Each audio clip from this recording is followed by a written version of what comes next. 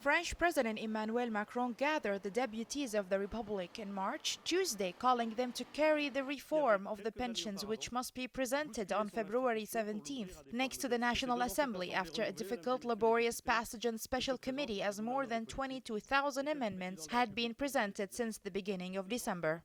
Despite the 2 weeks of work provided, 15,000 amendments remain to be examined under the rules of the Assembly. It is therefore the text of the government which will be presented without change. Unfortunately, that solution will be for the government to make concessions, to pretend the reform is going to go through.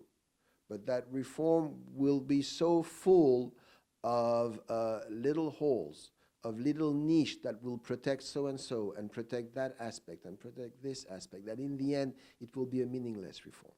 Okay. So both sides will appear to win and France will lose. The government hopes to adopt the pension reform definitely by the summer, which comes in two bills, organic and ordinary. At the same time, the social partners will be responsible for finding by the end of April, within the framework of financing conference, alternatives to the establishment of a pivotal age, 64 years old. Emmanuel Macron's ruling party has begun to crumble at the edges in a sign of the domestic difficulties piling up for the French president as his popularity drops. Members of parliament are abandoning La République En Marche ahead of local elections next March, when Macron's followers are expected to do poorly nationwide.